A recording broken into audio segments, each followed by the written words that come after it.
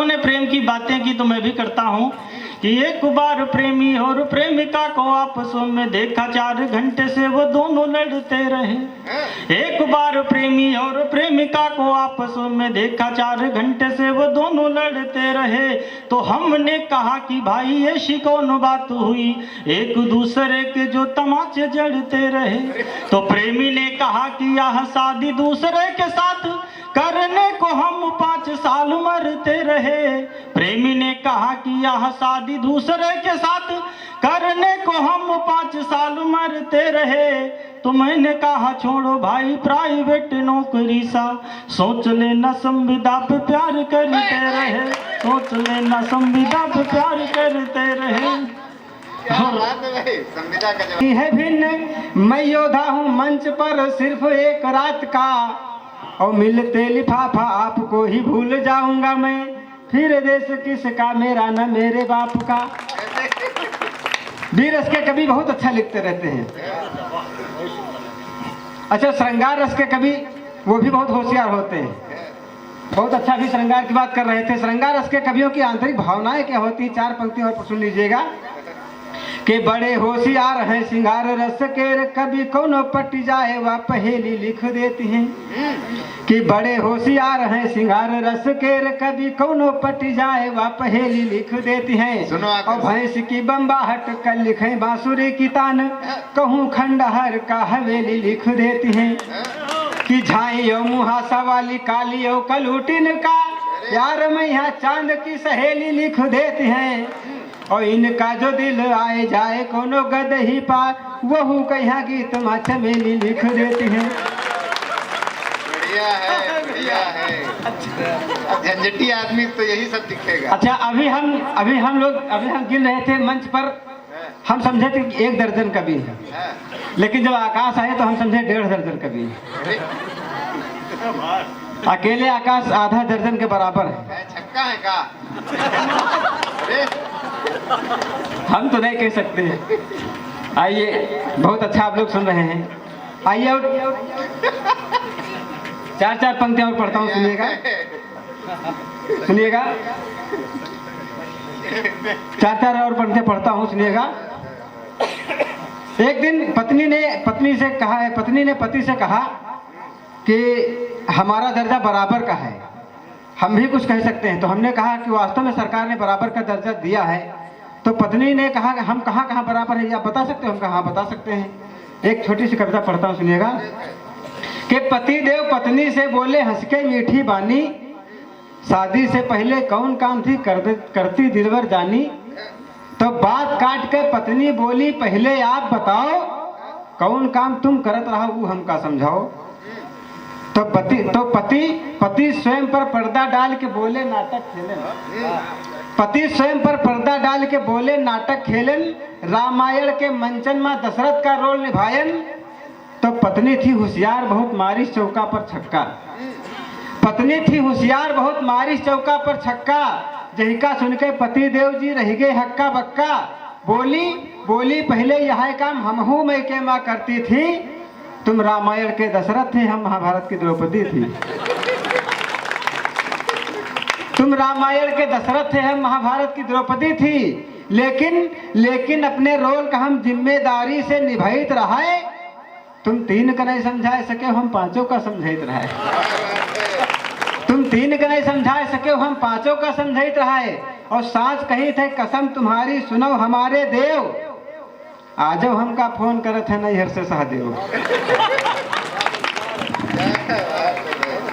आइए, सबकी अपनी अपनी समस्याएं होती हैं। एक दिन गैया से सांड बोल पड़ा कि तुम्हारी अपनी समस्या हमारी अपनी समस्या। गैया और सांड में बातचीत हो रही है। सांड ने क्या कहा, उसकी अपनी दर्द है, सुनिएगा कि तुम पुण्य बन गई हो हम न पाप बन सके, तुम पुण्य बन गई हो हम न पाप बन सके, तुम मंत्र बन गई हो हम न जाप बन सके। और गैया से बैल ने कहा किस्मत तो देखिए, तुम अम्मा सारे जग की हो हम न बाप बन सके, तुम अम्मा सारे जग की हो हम न बाप बन सके। और छात्र ने कहा मास्टर जी ये कैसी पट्टी पढ़ा रहे हो, छात्र ने कहा मास्टर जी ये कैसी पट्टी पढ़ा रहे हो, छेनी बिना हथौड़ी के तुम पत्थर को मूर्त बना रहे हो, छेनी बिना हथौड़ी के पत्थर को मूर्त बना रहे हो। और राजनीति ने गाय के आगे कितनों का बैंड बजा डाला, राजनीति ने गाय के आगे कितनों का बैंड बजा डाला। भैंस के आगे बीन बजाना तुम अब भी हमको पढ़ा रहे हो, भैंस के आगे बीन बजाना अब भी हमको पढ़ा रहे हो। और 4 पंक्तियां सुन लीजिएगा कि गलती हो तो पाप न कहना, गलती हो तो पाप न कहना, रिश्तों को अभिशाप न कहना।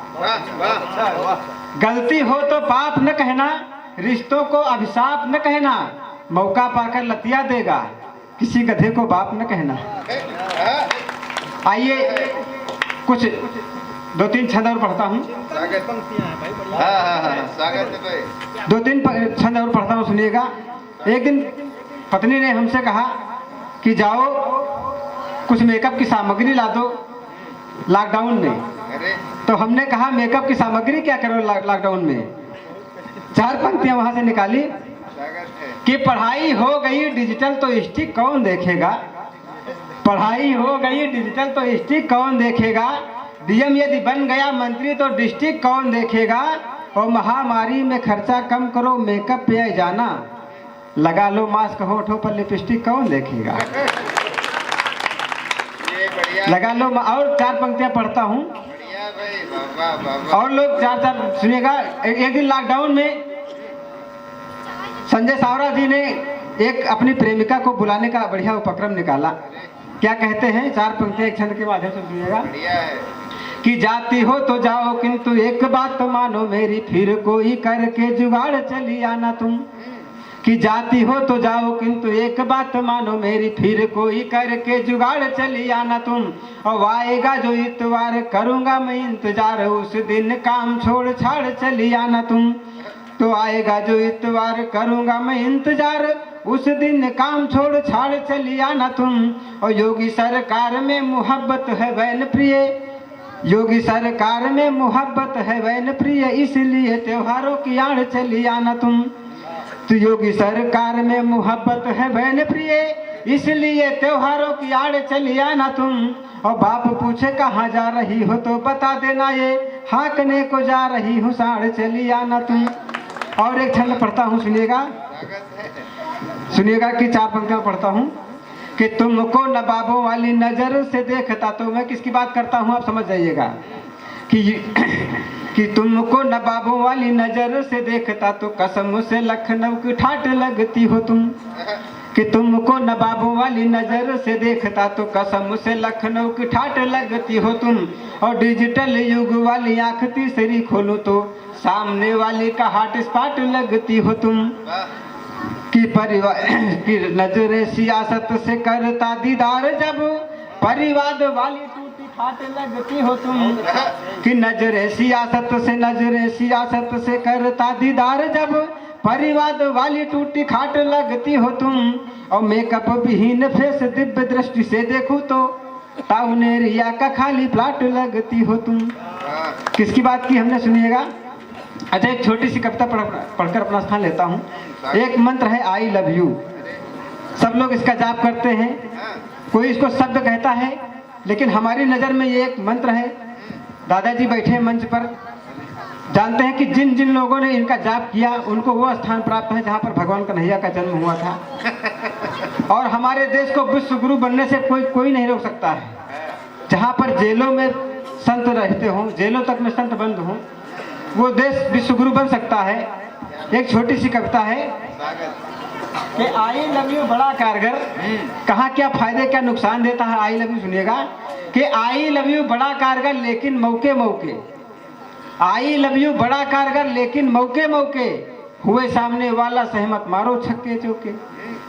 तो माँ से कहें जो आई लव यू दुनिया दौलत पायन, माँ से कहें जो आई लव यू दुनिया दौलत पायन, भैया से कहें तो काम काज में दुगनी मोहलत पायन।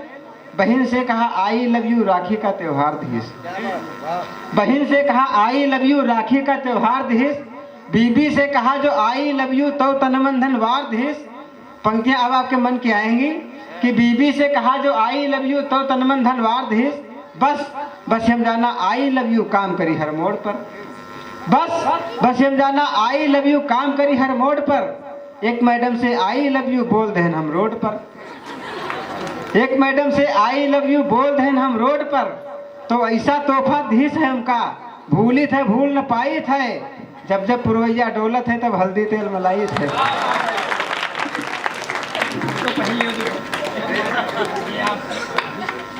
तो ये माला पहनाए हैं कि चढ़ाए हैं? श्री लक्ष्मी को प्रणाम करता हूँ, छोटी मौसी पार्वती को प्रणाम करता हूँ, बड़े भाई गजानन को प्रणाम करता हूँ, दोनों भाभी रिद्धि सिद्धि को प्रणाम करता हूँ और विश्व गुरु बजरंग बली को प्रणाम करता हूँ। ये भाई अब पीछे के कुछ लोग सोच रहे हैं बजरंग बली विश्व गुरु कैसे। आप लोग पढ़े होंगे कि जब बजरंग बली बचपन में जंगल में घूम रहे थे तो उन्होंने सूर्य देव को खा लिया था, मुंह में निगल लिया था, तो दुनिया में अंधेरा हो गया। अब उनका भी दिमाग हमारे जैसा सिरफिरा हो जाता, सूर्य देव को मुंह से बाहर ना निकालते तो पता नहीं किसकी गाड़ी में कौन चाबी डाल देते। बढ़िया भाई, अच्छा है, झंझटी समझ गए। तो मैं 4 पंक्तियों से आप सबको प्रणाम करना चाहता हूँ, सुनना। कि लोगों को हंसाने का मैं काम करता हूँ, लोगों को हंसाने का मैं काम करता हूँ, अपनी हंसी भी आप ही के नाम करता हूँ, अपनी हंसी भी आप ही के नाम करता हूँ। युवा हूँ मेरे पास मेरा दिल तो है नहीं, युवा हूँ मेरे पास मेरा दिल तो है नहीं, किडनी से आप लोगों को प्रणाम करता हूँ।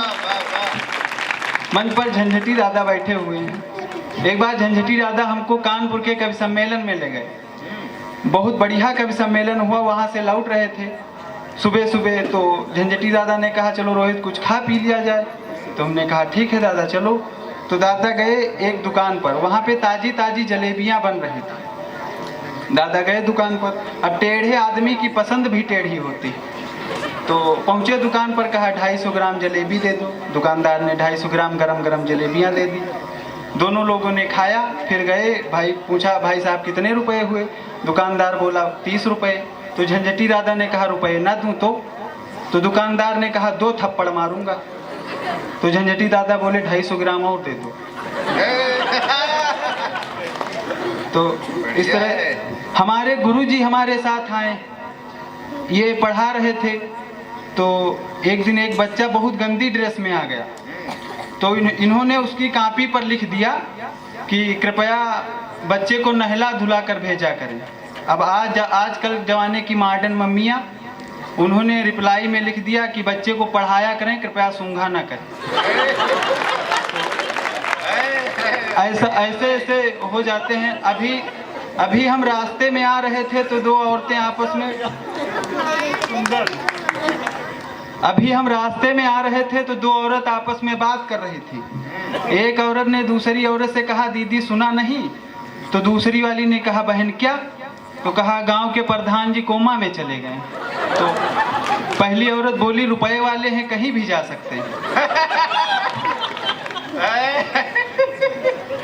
4 पंक्तियां सुनना।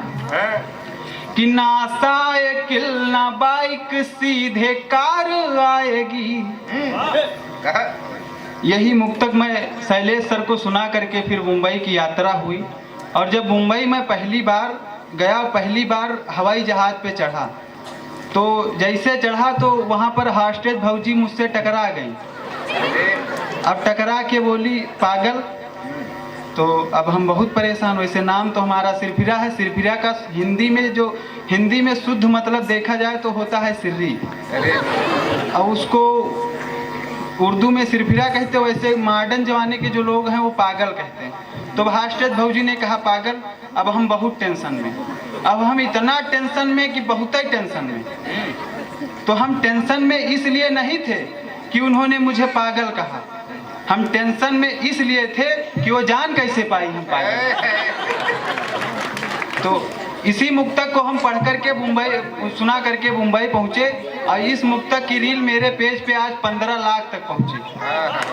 तो आप सुनना, ये मैंने सिर्फ युवा पीढ़ी के लिए, युवा पीढ़ी का जो प्यार में धोखा खाए हुए युवा हैं उनके लिए मैंने लिखा, सुनिएगा। नहीं, कुछ पुराने लोग भी खाए हैं, ऐसा थोड़ा। वो भी सुने, भूतपूर्व भी नौजवान सुने और जो नौजवान पीढ़ी वो भी सुने कि ना साइकिल ना बाइक सीधे कार आएगी, जीवन में तेरे खुशियों की बहार आएगी।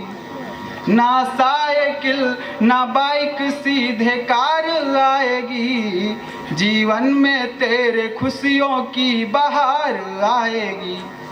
उस कलमुही के खातिर खुद को क्यों मिटाना, उस बेवफा के खातिर खुद को क्यों मिटाना, हरियाली होगी बकरियां हजार आएगी। आप जब इतना करेंगे तो आपकी जिंदगी एक रूप से विश्वास बन जाएगी। उसके बाद क्या हो सकता है सुनिएगा कि तुम तक वो पहुंचने के लिए खर्च करेगी, यारों से पूछेगी पता और अर्ज करेगी। तुम तक वो पहुंचने के लिए खर्च करेगी, यारों से पूछेगी पता और अर्ज करेगी। और जिसको तुम्हारे चेहरे से होने लगी घृणा, जिसको तुम्हारे चेहरे से होने लगी घृणा, चेहरे को देखने के लिए सर्च करेंगी। भाई साहब वीडियो बना रहे हैं, मैं इनको प्रणाम करता हूँ। आप अपना फ़ोन निकाल लीजिए, एक मेरा बड़ा सा फ़ोटो खींच लीजिए और उसके बाद उसको एक फ्रेम में मढ़ लीजिए और आप अपने घर में जिस रूम में लेटते हो उसमें उसको लगा दीजिए, क्योंकि आप कैमरा वाले हैं, रात बिरात इधर उधर व्यस्त रहते हैं, तो घर में एक आदमी का होना बहुत ज़रूरी है। और कैमरा वालों से वैसे साहब बहुत डर लगता। घर में किसका फोटो लगा के आए हैं भाई? नहीं, मैं दादा अभी ऐसे ही हूँ। अच्छा। हाँ, अभी कुंवारा हूँ। तो उनका क्या पता, सिंदूर लगा खड़े का?